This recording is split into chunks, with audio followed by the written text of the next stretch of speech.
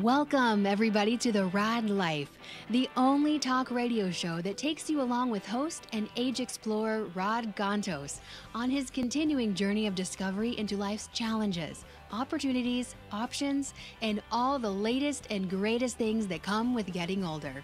The Raad Life is brought to you this week by Your Home for a Lifetime, a company dedicated to empowering you to stay safely, independently, and comfortably in your own home.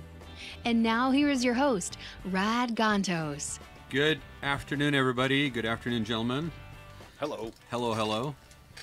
Do we have everybody's mics on? I think so. Yep. Working. Okay, great. Here. Everybody check in so I know that Physically, you're emotionally, and here. I can metaphysically. see you, but I can't hear you, and this is radio, so. Yeah. Okay. I can see you through my microphone. It's like this nice little visor. I just have to make Okay. one comment, and then I'll let you guys take Yeah. off of this, because there's going to be a lot of people talking today. I feel like I'm at the cool kids table here in high school. I'm just all these, all these guys are all wearing these cool clothes, and, Yeah, we're always here, and we always look like this every week, so, maybe we need to do something about that, because it's the same comment every week, I feel too. like I'm at the cool kids clothes table. So, with that being said, thank you, Paul. We do dress for radio, so Show them your vest. That's what I just... not yet. no, Okay. Hey, let me do the show. Okay, all right, thanks. We didn't even get out of the first inning yet. Right. Yeah. Okay. All right. So, the premise of the show is aging and journey of aging, and people always ask me like, why? So, what the heck are you doing when you veer away from this? Well, it's about me getting older and things that I'm involved in and things that are of interest to me. So, hopefully, that's also of interest to some other people. And since it's my show with my name on it, I take some liberties with that, right? As you should. As I should. Something's playing somewhere. Oh.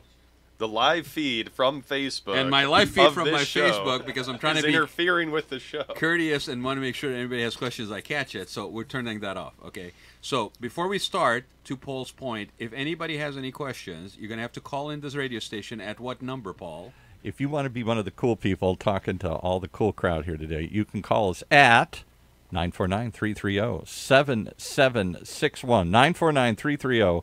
949-330-7761. Operators standing by. Okay, and if you're watching us, then you know how to get hold of us. If other people want to watch that are listening only, you can go to the YouTube station or YouTube channel or the Facebook page for OC Talk Radio, or you can also go to the Facebook page for the Raad Life, Raadlife, and you can see us and hear us. And please call into that number that Paul just gave away, because we'd love to hear from you. So, one of the things that I've always been interested in, and ever since I moved back to California back in 2000, after being out working at different places for a couple of companies, is that I've had this thing about if you're going to live in a town, and it started off with me living in San Clemente. It's like if you're going to live in a town, I had been a nomad traveling all over for a while, working in different places, like I said, is if you want to live in a town, you got to really live in a town. And one of the ways that I felt that you really lived in a town is that you basically became part of that community's sort of nonprofit structure. You gave, you got involved, you volunteered, you made things better than you found them in whatever small way you could, whether it be financial or volunteering or teaching or whatever, or a combination of all of that, which means that it left you no time to do anything that you really needed to do, and I found myself in that spot too, right? But and why I share that is because it's also part of what we're talking about today. Is there's a feel good that comes out of volunteering, and we've talked about it on the show before. That really is very rewarding in a way that is not, you cannot get rewarded financially. There's something that gives to your soul by being involved in bigger than yourself, making a positive impact, be it a senior thing, be it a children, be it community garden, whatever it is that you may be interested in, where you can bring your skills to bear. And along the way on that journey, since this show is about a journey of life, is I've met some people that are really interesting, and two of them are with me in the studio today. And they both play a different role, and the interesting thing is there's been an evolution both in my quest in being involved and what I now, for years, I felt I wasn't worthy to even ask this question, by the way. It's like, am I, is it right to ask a nonprofit what it should do for me as a person involved with them? Like, what should my expectations be of a nonprofit? I mean, you're there to give, and you're now basically saying, you know what? You need to basically sell me on why I should be involved with you, instead of like, oh, thank you for giving me the opportunity to volunteer, right? So, and part of it is because we all have very finite time. Okay, we have all very high, list of priorities. There's Especially here. a lot of things that draw on you, right? Yeah. And it's just gotten more complex. Life's gotten more complex. There's more demands on us. There's less times, it seems. You got to basically, schedule everything almost. You got to schedule your off time, right? We've been trying to do this show for 3.5 years. Zach and I have been trying to do this show for 3.5 years. It's Okay? not a joke. And it's his fault because he's just busier than anything I know, and he's just gotten busier and It is busier. all my fault. It's all your fault. You're unemployed. You do this radio show and nothing else. Oh, you have all the time in the world. Right? I like this guy already. There will be a layer of sarcasm in today's show if you haven't picked up on it already. Okay, It's good for radio. Right, it's good for radio. But he is actually part of the reason why I ended up basically doing this show is because he and I met before this show started, or even had an inkling that this show was going to happen. And he encouraged me, and he shared with me his own personal story, which I hope he shares a little bit with us today. And it made me kind of stretch outside my comfort zone. And here I am, find myself again looking at nonprofits and my involvement in nonprofits. I don't plan to not volunteer. I don't plan to not be involved. I don't plan to stop doing what I can to the area, what's around me. But I'm a little bit more demanding, I think, in how that happens and what it looks like and how much time does it suck out of my day. And I'm going to use that because that's exactly how it feels like.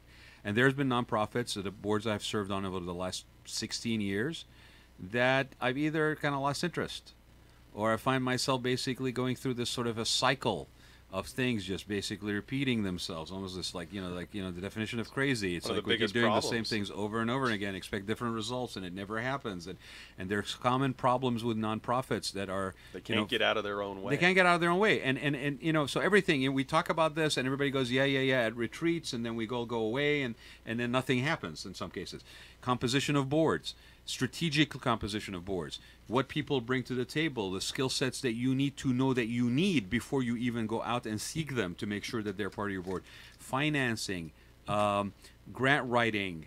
Having the skill in the committee level, committee levels to basically do regular grant writing, the strategy of what you're going to go after, programs that you put into place in order to allow you to fund your organization's mission, and more importantly, to sustain the organization over a period of time. And their organization has been around for 20 years. By some Hail Mary and some goodwill and some success stories, and then they basically fall by the wayside. Right? And so as a person who maybe you volunteered or served at the board, or you even gave money to those organizations, there's a little bit of a sadness, I think, that when you see something like that you kind of vested in go away. And Especially when you see the writing on the wall. Yeah, not yet, Paul. So basically, here's the thing. I want you guys to introduce yourself, but I also want because I know that you have an affinity to nonprofits and involvement in nonprofits, but that's not what you do 9 to 5. So what is it about being involved in nonprofit that makes you want to give and then be demanding in how efficient and how successful that is? He hasn't said a word yet. Yes. Let him have the floor. So the mic is yours. The floor is yours. Great. Yeah, so Tyler Mounts, I professionally or vocationally work in health and fitness. You can give a plug. I work for Stark in Irvine. It is awesome. Hi, Literally, Todd. we help. Yeah, Todd Van High, if you're listening. Hope You know, you're Todd, having a great Todd day. did it. You know, Todd did a show here for a long time. Yeah. Stark And naked. That's right. I think we took we drank in this room as well. You did? Yeah, we took some shots. I remember that. So the affinity to philanthropy. My dad runs a nonprofit. Grown up volunteering in various organizations, whether that's summer camps or serving food for homeless shelters, things like that. So I kind of grew up around it, and through seeing the pain points in my dad's experience of running a nonprofit, I've noticed, and I remember coming across when I was in college something called the Mocha Club.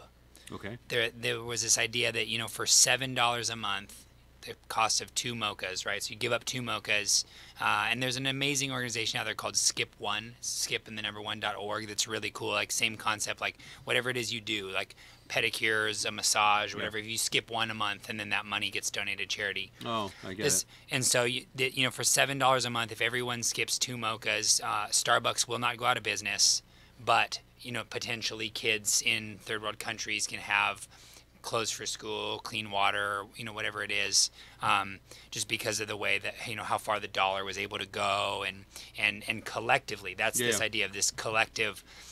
So the literally $1 billion question is in the nonprofit sectors. How do we get a lot of people to give a little, right? There's 3.5 million people in Orange County, roughly, something like that. Right. So everyone gives $100 a year, $350 million. Now, I don't know the operating budget for all the nonprofits collectively in Orange County, but this idea. There's about almost 5,800. 5,800, yeah. Some of them larger, some of them smaller. Yeah, 106. But this idea that if everybody gave a little, Yeah. there would be no need for major donors, corporate foundations, things like that. So We still want you, though, major corporations. We still want you, major donors. yeah, but what we want is we want not to rely so heavily on those things, because what happens is, I think, the future of nonprofits, one of the things that we're heading to is not only do we have a lot of nonprofits here in Orange County, we have more of them opening and starting up and things like that, and also to the detriment of each nonprofit, we have overlapping services, And they're all dipping into the same pockets. and so people in business, you want to talk about competition for the consumer dollar. Yeah. Well, all of these nonprofits are in competition for the donor dollar. Absolutely. And it's increasingly being spread more thin across more organizations. And so, again, now in terms of, I don't really know. Like a really good example is 100 Companies Who Care recently gave a grant to Orange County Rescue Mission, and they're mostly targeting homelessness, but within their organization they have like a career, a success. They call it a success center. So they help keep people with resume writing, getting interviews, development. including. They have it's like a thrift shop that they give to their residents. They give out clothes, like professional clothes for interviews, which is the same thing Working Wardrobes does. And Working Wardrobes is getting grants from United Way Orange County. And so what happened, and I don't really know, I'm not going to go down the road of how we solve that. There's overlap. And there's overlap and repetitiveness of mission and task. Yeah, and there are organizations that are collaborating beautifully. Like I look at CASA and Orangewood Foundation, and the way that they're sort of tag team working with kids in the foster system. So it's happening, but I don't know if it's happening enough. And also too, so you have, on the one hand, we're creating too many organizations for the same amount of services, and then we're spreading the donor dollar too thin across a smaller number of donors, whereas I think there needs to be, it's not an either or, it's a both and, right? Yeah. So you need to consolidate a little bit of the organizations and who's targeting what services, and you also need to get more people giving. Well, I'll say for myself, as a person who's looking to donate, okay, or give, when I see that situation, it makes it very difficult for me, because now I'm looking at the nuanced differences. Yeah, totally. And they're so nuanced that it's almost hard to decipher, like why this one versus that one. So I might go, and basically filter them through my own hometown, or some other organizations or friends and how they're involved. Right? It's insular. A lot of it. When you see overlap of causes, it's because the San Clemente-based cause doesn't have the same network as the Newport Beach-based cause or as the Tustin, and you see. That's where overlap kind of stops sometimes in Orange County. But I see it in my line of work all the time, which is why I'm usually What's your line of work, and who are you? I am, thank you for the platform. I didn't, as much as I enjoyed lunch. You are no foreigner to the microphone. No, so. I am not, sir. Nor are you. You have a great radio voice, by the way. Thank you. You should. You told me that before we started the show, so you I both appreciate have great radio voices. And faces. And I feel like I'm looking at James Franco. And you ladies and gentlemen, James Franco's in the house. Honestly, he should be on General Hospital or something. He smells like sandalwood, ladies. Absolutely. Sandalwood. He's annoyingly handsome. Sandalwood? Really? You went sandalwood? Sandalwood. I guess it could have been worse. You could have said patchouli, but no, he is definitely not patchouli. Okay. No, not by that jacket. We'll get to the clothes. I am Zach Crone. I am the founder and operator. He is the Zach Crone. If there's another Zach Crone out there, I'm sorry, You're your not Google the Zach doesn't. You're Efron. not Yeah. the Zach Efron. Please. You're a Zach. No, Zach Efron. it's That's funny. pretty good. Funny that happens. I'll circle back to that. Okay. I am a full-time benefit auction specialist. I don't even like being called an auctioneer, although that is one part of what I do. My job is to consult on putting on Benefit auction specialist. a benefit auction specialist. I don't do cars, couches, and cattle. My job is to create an environment on the night of the event that is conducive towards inspired giving, introduce various methods of revenue enhancement that aren't always on the top of everyone's mind or things that they've never heard of, that, to your point, develop a more egalitarian method of fundraising, a more socioeconomically diverse event, so that not just the 1%ers are the ones who are giving at the high levels or bidding on the live auction items, which is entertaining in and of itself. And that's the other part of it. You can't just put up some car auctioneer on the stage anymore in Orange County or LA, and that's how I got into this, actually. Well, what's interesting is I've seen you perform your It's a auction benefit. I appreciate you saying it. It's It is not an auction. It's a performance. Yeah. I've seen you do that a number of times, and I never really kind of put the pieces together. Yes, absolutely. There is an egalitarian approach to your show, because otherwise, you're right. The 10% in that audience, the 10% of the gala, They're are the carrying ones the that are weight. kind of donating, and there are other people that maybe are unable to donate at that, or feel intimidated. They may be limited to maybe like the silent auction or something like that. That when it comes to actually the live auction or the ask, basically, they feel like they just need to sit there until the show is over and then basically walk out. And you actually your show is more inclusive of everybody in the room, which is beneficial to the organization to give at any level. Exactly. And to Tyler's point is that you're trying to make it more smaller donations on a larger group of people. And because I mean, would you say that's a more sustainable model if you can achieve that level?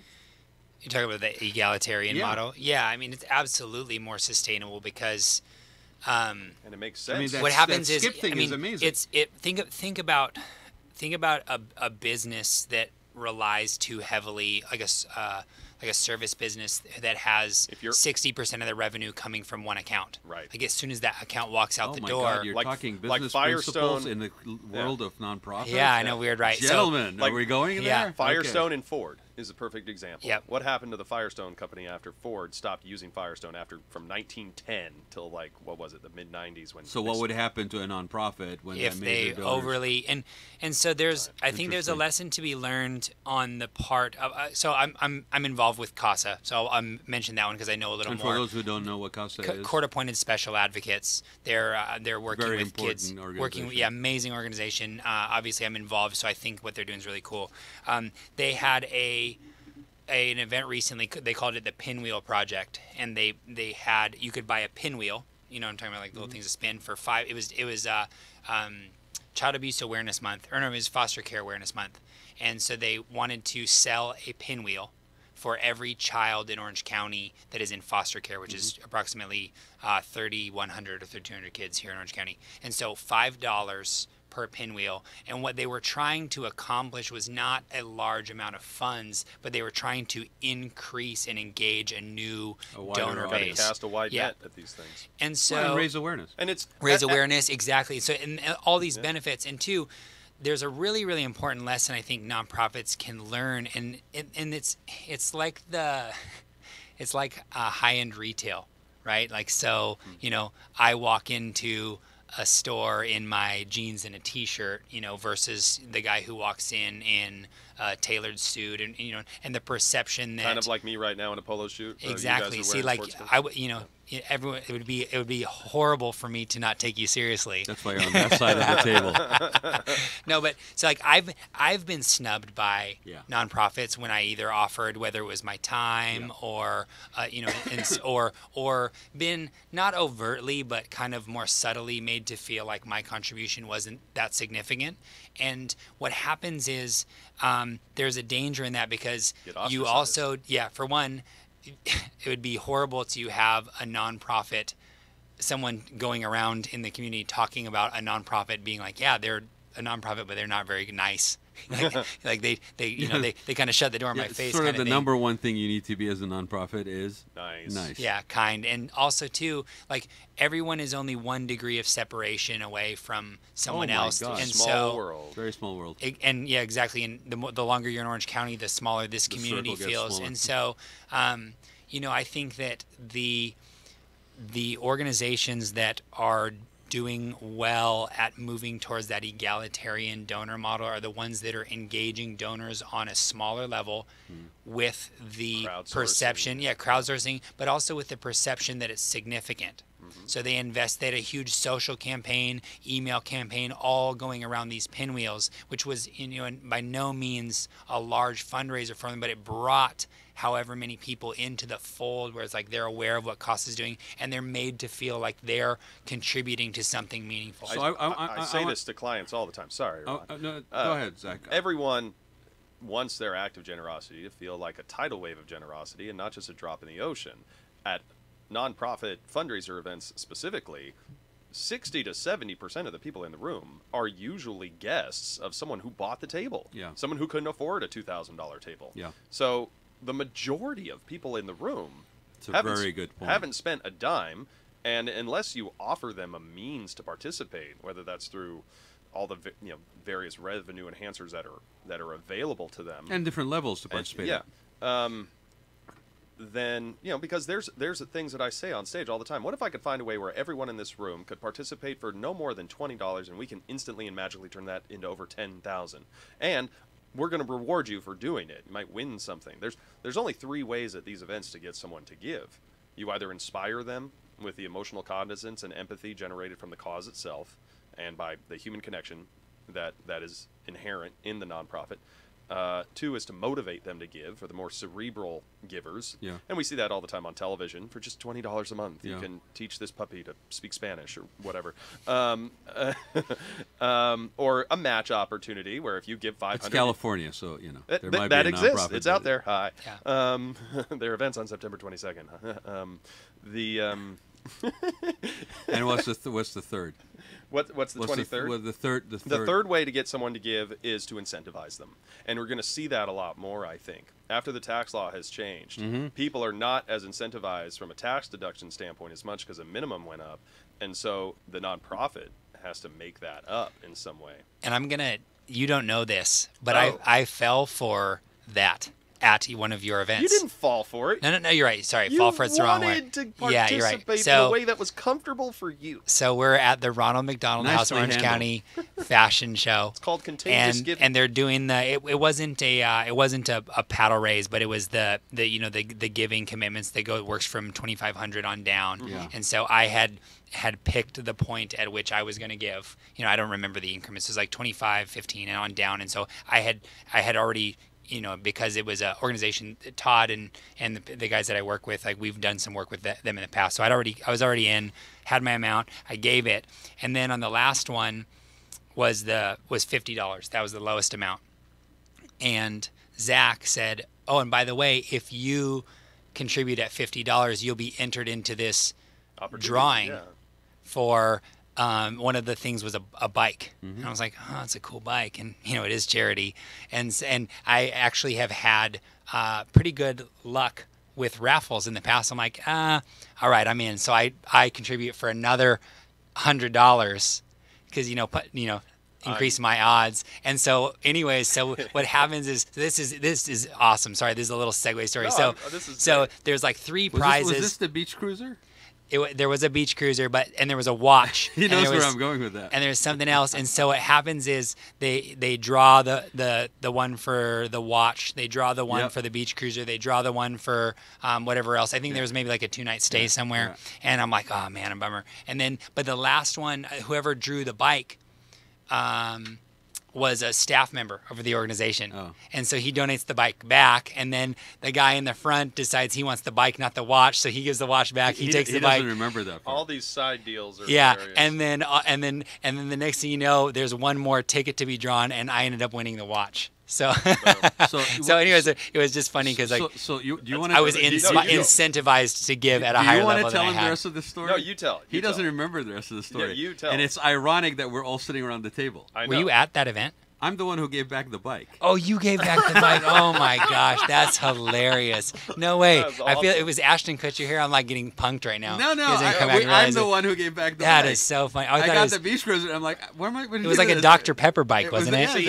he only owns skin-tight jeans, so he can't ride bikes. Yeah, There's no cushion, and that seat didn't look comfortable. That is so funny. Yeah, so How you funny gave is that, you gave right? the bike back. You're and here then to tell yeah. this story, and You I'm didn't like, That even is so. know. I had no clue. This is before I knew you. This was Yeah. probably a couple years ago, Yeah. right? See how giving Well- is contagious, though? Yeah. That's hilarious. Well, So- and the fact that you made mention to Ronald McDonald House fashion show thing is actually even funnier because prior to that, we had been putting on events, and Zach was doing the auctioneer, the what is it? The giving benefit. What is it? Benefit auction The specialist. the BAS. BAS. It's actually a thing for the. There's You're only, such a bass. All right, If you're let in me the- just if you're in the segue. industry. Let me segue real quick because for a lot of nonprofits that don't know, A, they don't know the difference between a commercial auctioneer and a benefit auctioneer. Right. And B, they just think an auctioneer is someone who gets up on stage and talks Right. fast. Right. There is no regulatory system here. Either one of you could start a website tomorrow, say that you are an experienced benefit auctioneer, and your phone will start ringing in a short period of time. That doesn't mean you're going to be any good, and you're probably going to fall flat on your face for about a couple years without really knowing what you're doing. Right. But that doesn't mean you won't get hired. That's just, And we've all been at events where the auctioneers actually fit that bill. if they didn't exist. This is not this yeah. guy. Yeah. There's a lot of bad ones. So a few years prior to that one, since we're on it, okay, we basically had an American Society of Interior Design benefit at the Newport Beach Museum Is this of Art. chairs? The chairs The for chairs, charity, yeah. right? And it would benefit the Ronald McDonald House. And so, second year that I actually did it, I designed a cactus chair for Ronald McDonald. I designed a spinning red I bookcase like that chair, one. right? I like the red for Ronald bookcase chair. McDonald's, which actually was purchased and donated, and it's sitting in the Ronald McDonald's. Ronald McDonald, just knock on his door. Ronald, oh, it's done. It's fine. Sorry, if you guys were hearing them, we were getting a call in, and We were our surprised we had a technician has radio actually stepped away for a minute. So if you tried to call back in a few minutes. But the second charity event for Chairs for Charity, I did this cube that was basically a bookcase in McDonald red, and I really decked it out with vintage McDonald memorabilia, including a fabric that I found that is no longer in production, and I basically needed to, because it's just the way I am, okay, and Tyler and I happen to share a tailor by the name of the godfather of fashion and clothing, Dave Welsh at Bespoke. And actually, that's another organization that I have an affinity with them because they also are very giving and they're very involved in nonprofits, and they benefit children. Every year they do a couple of things where they donate stuff for kids. So one of the things I did is I did some cushions for the chair, but I also ended up with extra fabric. So what am I going to do with extra fabric? So I don't know if you guys can see it. Maybe I should stand up. Okay. See this Ronald McDonald vest? Okay. This thing comes out of the closet about once every 3 years, and this is one of them, right? So the idea, So and many it jokes actually right does now. have a bespoke on the inside. Usually, Dave will put your name and their brand on the side. This one does not have a name yet, so it can be claimed by you for the right donation Should that will raffle- benefit Ronald We McDonald. should raffle that off. Okay, that's what we tried to do when I tried to have somebody wear it while they were out there on the stage, but they refused to because It's not exactly fitted. So you know how hot it is under those lights? I know exactly how hot it is right now. Under this. But anyway, so my point is, there's a lot of effort that goes in. I'm using this to segue to this. There's a lot of effort that goes into fundraising. There's a lot of effort and creativity that goes into what kind of the events are, to get the attention of the people, to inspire them, to capture the imagination, all for the one reason, which is to benefit the mission and the organization. And in a lot of cases, these events become very elaborate and very costly and very time-consuming and very costly in terms of labor costs, whether it's organization or volunteer time or whatever, right? And so part of me, over the last 16 years of being involved in nonprofits, have gotten a little tired of that. I found that to be a little bit not as efficient as I would like for it to be. And I don't really need to be wined and dined with crystal chandeliers anymore. If I have a feeling for an organization, I would rather just basically be acutely clear with them why I'm donating, what my expectations are, and basically have them basically just get on with it. You're like what I like to call a Goldilocks donor. You're not too big. You're not too small. Just Because right? Is that what you're you're just right. Oh, And because that's why I keep him around. I think Yeah. I think you know, you get these nonprofits asking you how do you get more people engaged and things like that, and I'm always going to be more function over fashion. Right. A centerpiece, unless you're actually selling them in whatever creative way possible, Right. is not going to, or you're uplighting, Right. or your band versus a DJ. All these things are not going to increase how much you raise on the night of the event. So perfect segue. Yeah. Perfect segue, because part of the reason why we are here is to talk about the futures of nonprofits, and we're using Orange County as an example model, but really this applies universally, I think, everywhere, right? And you do enough events all over the country that you're here as that voice of is this something unique to us? We just happen to be in a very affluent community. We have a lot of nonprofits that are all fighting for our attention. They're using everything from high-end promo and marketing branding companies to basically get in front of you, to get you engaged on social media constantly, right? I think somebody said that as a regular individual these days, you get hit by 3,500 ads in the course of a day. you're wearing one right now. Yeah, Yeah. very loudly, but okay, but he's complaining, but he has a pocket square with the same material, so ignore From it. you. From me, yes, yes. I love that thing. though. Did you frame it yet? No, I I can wear sign it. If you I like. did the golf tournament for Ron McDonald House see? on Monday. 2 years later, So, of or course 3 I years wear later. it. So It's not like I can wear it at how the Goodwill do event. how does the future of nonprofits look like for the people like me that are maybe like what you're saying, a Goldilocks donor or a larger organization, that are being whose attention is being constantly competed for, right? How do we basically streamline this process? And that's when something called 100 Companies Who Care He's queuing you up. was brought to There my you go. attention. And it was brought to my attention by this gentleman sitting to my right. And it was through knowing him just socially and having shared interests. And I said, well, what the heck is this all about?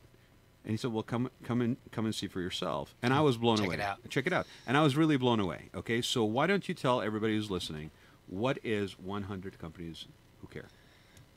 Thank you. So 100 Companies Who Care is part of a national organization called the 100 Who Care Alliance. The 100 Who Care Alliance has chapters in cities all over the U.S. They're generally branded as 100 Men Who Care or 100 Women Who Care. Right. They're focused on individuals, so they can be 100 people who care. The alliance is very hands-off in terms of all these chapters are run independently, but the principle is the business, same. yeah, the principle is the same.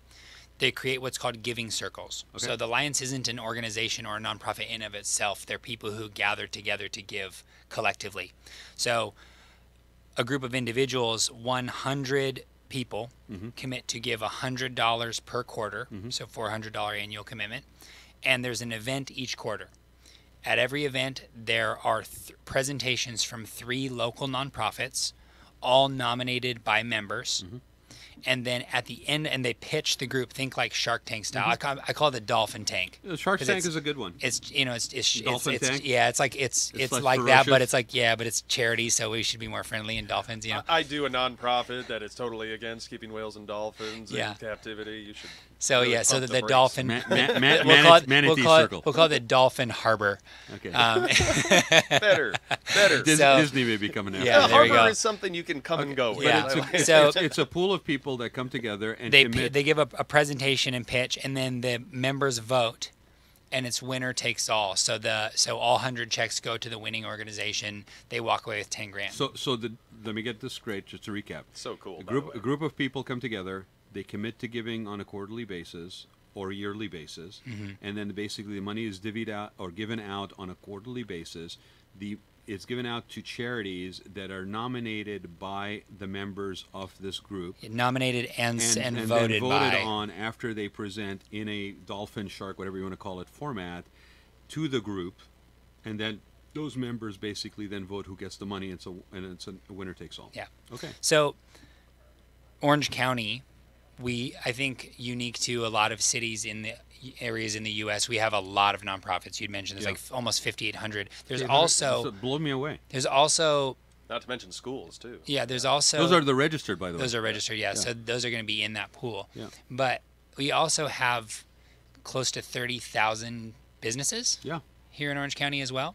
And so like I said, there's a couple things. There's two major problems I see in the nonprofit sector. One is overlap of services, like redundancies, and then the other is over reliance on major donors.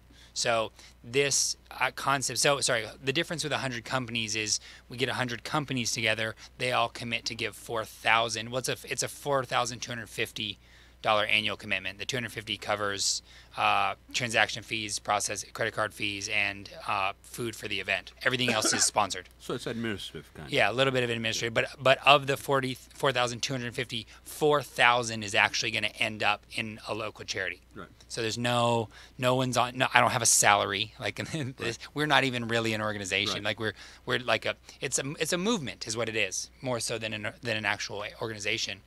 And so 100 companies, business owners, entrepreneurs, executives, $1,000 a quarter. We're giving out $100,000 at every event, $400,000 annual impact, and they're going to go to charities here in Orange County. And Love it. and how do people find out more about this? You can go to 100companieswhocare.org. Okay. The number 100. And companieswhocare.org. There's a good video actually with you in it. Yeah, there's a video that explains a little bit. We're working on the website. We'll have something new. Hopefully our friends over at Gigasavvy are going to help us out with that.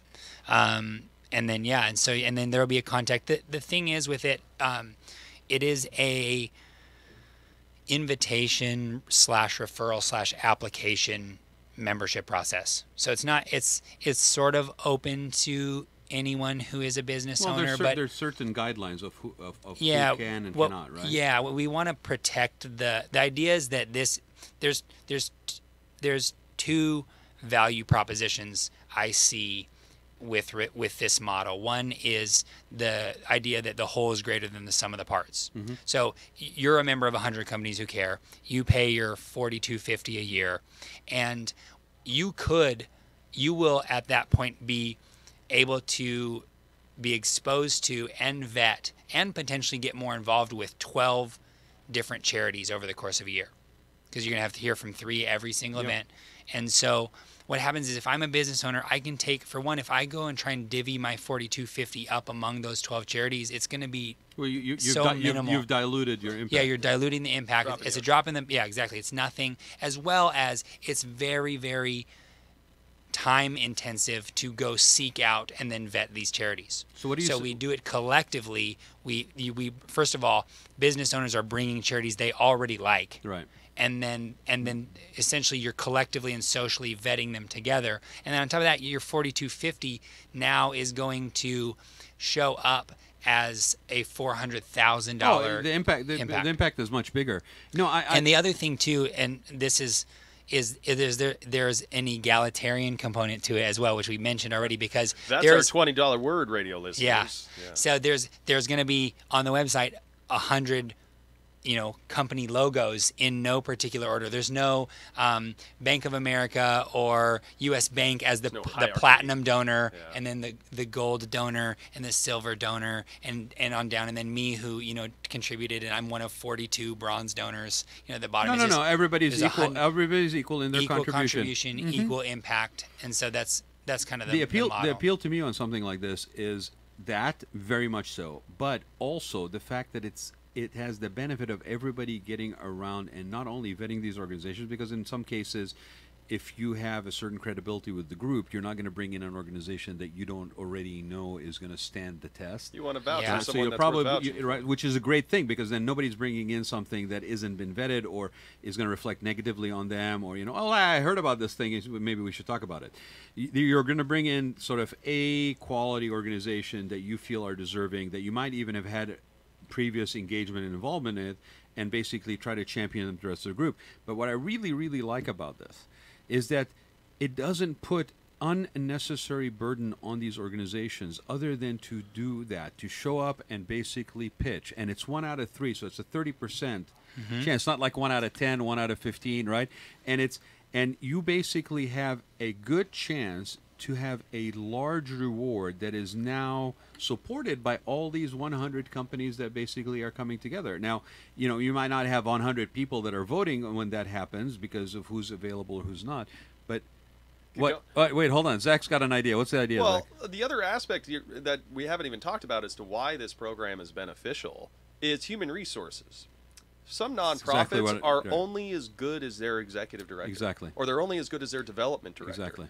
And their little black book that they carry around with them. Right. And let's face it, to be an executive director is like being a CEO, but you're getting burnt out. It's really hard to not get burnt out as a development director. So it does kind of take the burden off of those lunch Those meetings. resources. Yeah. Yeah. Because there's only so many Yeah. talented No, people out there that, that's you where know, I was going with it, is that Yeah. it doesn't put that unnecessary burden on the organization. Like you try Yeah. to put on an event for a gala or something, you're basically planning this dang thing for about 4 to 6 months. And then you're basically putting all this money, this events, staff time on it, volunteer time on it. But events are great. We love events. We love events. And there is a place for it. What I'm saying is, here's the situation. Now, to take what you were saying and say, okay, the organization is only as strong as the executive director, and the executive director shows up and basically says, hey, and puts on a presentation, these 100 companies basically go, oh, we like that, we'll give him the money. Great. But here's the thing. You're supposed to come back and report Yeah, so we how that was used. we do what's called the Impact Award. So nonprofits who are awarded the grant. So just so we're clear with everyone, we actually we don't do the winner takes all model. It's an 80-10-10 split. Right. Yeah. So everyone who gets nominated gets some contribution, but obviously not to the amount of the winning charity. But the winning charity comes back. And that's also decided by the membership. Yep, exactly. And then the winning charity comes back the following quarter and shares what we call the Impact Award, Right. which says, hey, here's what the money went to and the funds. Because I think that, from a responsibility standpoint, there's a lot of goodwill that is gained in a charity demonstrating to this group that the funds were used appropriately. Because reality of it is that the 4250, that's just the foot in the door. When you Right. talk about from a philanthropy standpoint and corporate responsibility, that's just a foot in the door. The magic happens when these companies and these business owners latch on to a cause, and that becomes an opportunity for staff volunteerism and further donations. And so what happens is by frivolously using the $80,000 grant that they may receive, they're essentially going to kind of like burn through their goodwill with the group in terms of like, hey, I don't know that I want to continue because the reality of it is $80,000 isn't going to carry a nonprofit for very long. Depends on the one, But again, like the idea that's a finite amount that will eventually run out, and they need to have demonstrated to the community that they're responsible with these funds. And that is critical. And that, to me, as a person who donates and volunteers both in my time and monies towards something, that is critical, because the fact that I can somehow, in a business-like manner, hold them not accountable, but have them come back and report to me on the impact. Therefore, the Impact Awards, the impact on that money and how they used it within a quarter. I mean, I'm putting them on a quarterly system at this point. You got the money a quarter ago. You said that this is what you are doing. That money should have been applied towards that, at least initiated towards that, and to where you can come back the quarter after and basically report to me how that money was used. That is music to me, my ears, as a donor, as a person who wants to basically be vested in the success of an organization. That's why at an event, a chairperson or an executive director, the first words out of their mouth are, this is who we are, this is where we've been, and this is where we're going and what we've done. Yeah. Hint to any charities that may present at 100 companies who care. There's a lot to be said about the value It's about the context of their story, too. and demonstrating what the potential grant would go to. I know why you're bringing this up, and without naming names per se, but you could be a charity that comes in and basically is very much factual on that level, right? Here's the things, here's the stuff, like to Zach's point, this is who we are, this is what we have done, and the way you present it is a business-like almost presentation. You're giving me the facts, you're breaking it down for me, you're doing the ask, and then you could also be an organization that comes in and does a very emotional ask. And I think in this particular setting, to be fair to those that would come in and basically present, you need to be aware of who your audience is. Yeah. And what they're looking for and what they're looking to hear. To that point, I have a question for you. Because we were talking about it earlier before the show, there's this stigma that exists in the nonprofit world where when they're let's say presenting to say that we provide 90 cents on the dollar goes towards the cause. That's a very sexy line. That's a very appealing to kind of a layman, to a donor who is going to look at that and go, okay, I know that 90 cents of the dollar I give is going to go towards feeding this person or educating this person or putting a roof over this person's head. Right. Whereas, and that's a common misconception, sadly, because if these nonprofits do take some of these resources to invest back in themselves, they have grown their cause and the amount of people they can help exponentially.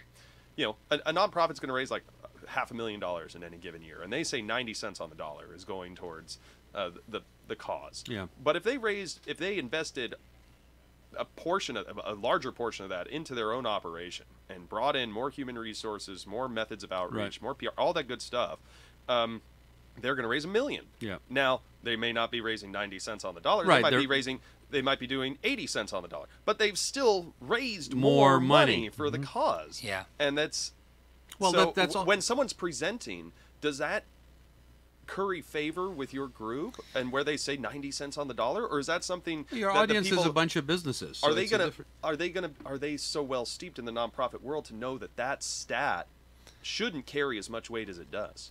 Yeah, I think that the idea. How educated are It's a these very good donors? question. Yeah, I think that. Well, I mean, obviously, ideally, there's going to be a pretty varying degree, because there would be some organizations that are already highly involved philanthropically. So organization, I mean companies, and some of these companies highly involved philanthropically. This is one more thing they're doing, and then other people who this is their foot in the door on the corporate responsibility thing. So you're going to have a pretty varying degree, but the idea that through over time and collectively that this grows. But in general, what's interesting is so you talk about ROI, right? Return on So investment. any business owner is going to be focused on the return that he's getting in any aspect of his business, and it's not like that switch turns off when it comes to philanthropy. Correct. Yeah. So it's not like I'm still looking for that. Is with not philanthropy, you yeah. don't have a shrewd business person who is frivolous philanthropically. I've met a few, but go on. Yeah, in general, you know what I'm saying? There's usually other mitigating circumstances. Yeah. Yes, And there so in general, if someone's going to say, The wife I'm sitting gonna next to them being one of them. yeah, Okay. yeah, exactly. There's Well, your mitigator right yeah. there. So, assuming that there is, you're going to spend on some marketing strategy or new technology or some sort of machinery or equipment that's going to generate a return for your business, you're going to weigh the return on that investment.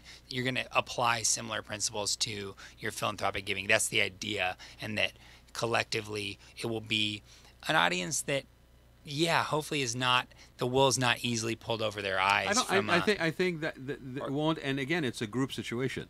So if one or two are basically mesmerized by the siren song of a nonprofit, the others are probably also going to sort of dilute that effect on the overall vote, because they're evaluating things for different reasons. Now, not everybody may be looking at our ROI in terms of actual dollars and cents. Some people are maybe looking at it in terms of community impact. Some people are looking at it as future investment into something. But the bottom line is you're still very much aware. There could be a self-serving aspect to it too. Of cost Yeah. and return. And that's the thing, to your point, Zach, about this, what percentage of funds are going to programs and stuff, is that not enough people are paying attention to impact. Right. So there's organizations that Like CASA. Again, I love CASA, so they're a low volume service. They don't reach a lot of kids, but And we'll see you at their event on April 27th. April 27th. Yeah. I'm doing it. I'm conducting yeah, it. You're and welcome. I will be there. And I'm sorry. So, but there's another one, the Unstoppable Foundation. They're based out of the LA area. They work with bringing education to developing countries. Mm-hmm. But what they found is that every school plant in Africa is failing because 2 weeks in, kids stop going because they spend all their time going to carry and get clean water. Mm-hmm. And so what happens, they have these 4 pillars. So they don't onboard a new school in another village until they can provide clean water, they can have some sort of economic stability or like some sort of commerce within the community, so training people on job skills, and then they'll start to introduce the possibility for education. So that money they spend into the educational sector is actually sustainable. Because the network exactly. And so it takes over $1 million to onboard one new village in Africa. Yeah. But the difference is there's no abandoned schools in these villages that they're onboarding. So impact is a metric that in a lot of cases is hard to quantify. Well, and we don't live in a world that actually understands that. And I'll explain it to you very simply. Okay, you'll talk to somebody, and I'm going to use social media.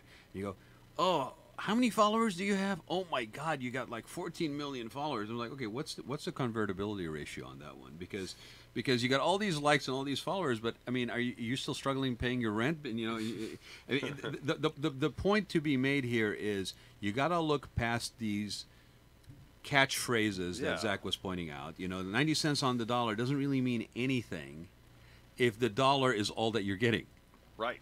If it's 90 cents on the dollar and you just raised $1, we're not paying for anything, including the friggin' lights to be turned on in the building. There is a volume aspect that, to this point of having more sustainable, egalitarian methods of fundraising that are still gatherings. I put a lot of throwing an event. Because a lot of people, they say the pros and cons because there's a cost associated with it. There's also an inherent networking aspect that cannot be calculated monetarily, at least initially. Yeah. Giving is an effort in group thinking. Donating is a lot easier to do when everybody else is donating. Right. Which is why there will always be a place for events, for public displays of generosity. Right. Whether that's at a casino night or a golf tournament or a gala or an underwriting party. Or like the show where we give so much information. Or just like, these cocktail parties that happen at Top of the World where, there's just donation cards on the cocktail tables. And, so, there's all sorts of elaborate elements of group thinking that need to be engaged. This is a lemming-like aspect. So with that being said, we're almost at the end of our time, and I want to just give you guys an opportunity here. So, Zach, if somebody was putting on an event and they were interested in your services, how do they get hold of you? CaliforniaCoastAuctions.com or CACoastAuctions.com, or literally you could just Google benefit auctioneer Orange County, and there'll be a lot. This gentleman, there's an annoyingly high amount of self-promotion because I am the product. Yeah, you are your brand, my friend. I am not selling vacuums. Google it's the Zach Crone. The Zach Crone. Not a Zach Crone. I've been quietly listening, trying to keep. Okay. I've been quietly listening, trying to stay quiet during the whole show because I know you get a lot of talk. I just got one request. I want him to do the auction voice. Okay, well, Okay. we'll end with that. Yes. Okay, and then Tyler, what about the 100 companies that care? 100companieswhocare.org, or you can just email me, and yes, I will give you my personal email. It's Tyler, Tyler, at starklife, starklife.us. Okay. Just email me because since we're giving away our personal email address is zachcrone@gmail.com. Man, there we go. Yeah, you guys are because this is in the context of charitable giving, I am okay. Obviously, if people reach out to me personally, and I did promise you I would do this, okay, and I will, because I really believe in this, and I'm really happy to see this as an option for somebody, a company. So us as Raad Life and Associates are going to be really proud and happy to be part of the 100 companies. Wow. Who Yay! care. Awesome. Where's the sound effect with the clapping and the yaying? No? Thank you, sir. That's really cool. Absolutely. I told you I would. I told you I would consider it, The and crowd's I gone thought wild. that I would announce it if I'm going to announce it, and here I am. And I awesome. encourage everybody to please go check out the 100 companies who care. And if you have any questions, you can also reach out to me, Raad, R-A-A-D, Gantos, G-H-A-N-T-O-U-S, @gmail.com, or go to the Raad Life and ask us questions. You really need, if you've been in this field, and I know a lot of you out there that have been, there's a lot of people in my circle that know this, we have shared frustrations. And I'm not taking it away from any of the nonprofits, because all of those nonprofits that we really care about, I'm going to be bringing those in, and we're going to share them with these people. It's about the efficiency and the impact that we basically going to do. What were you going to say, Tyler? The next event's going to be August 23rd. And where is it? It's going to be at Dust Malchi which is in Irvine on Von Carmen. All that information's on the website and stuff. But it's on the website for people who are business owners. We need to have the auctioneer take us out with his auction voice. And I'll also share it on my stuff. So if you're following me, you'll get that. And please join us. I do have an auction chant, but it's not what you're used to. I don't. Hey, wait. Is he having a stroke? Is he okay? is the baby boomer in the room? That sounded like a seizure. Yeah.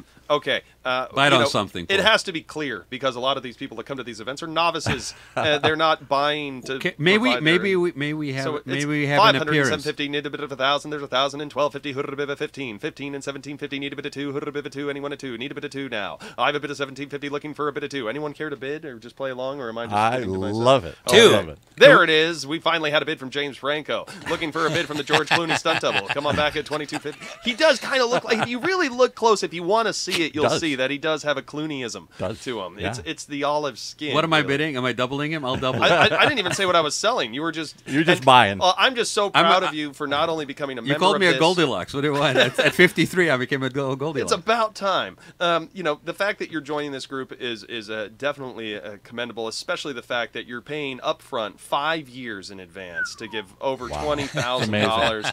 I'm just so I didn't know you had it in you. Okay, the sweat that I'm feeling right now is exactly what will happen when this gentleman takes your stage. But I will encourage you to check him out. It's funny. Both of these gentlemen, these organizations, I couldn't be prouder to be involved with both of you guys. And thank you, everybody, for listening.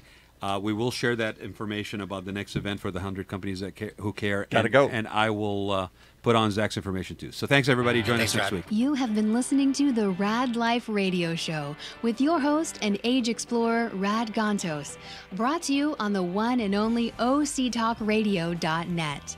Join us again next week as we continue our journey of discovery into life's challenges, opportunities, options, and all the latest and greatest things that come with getting older.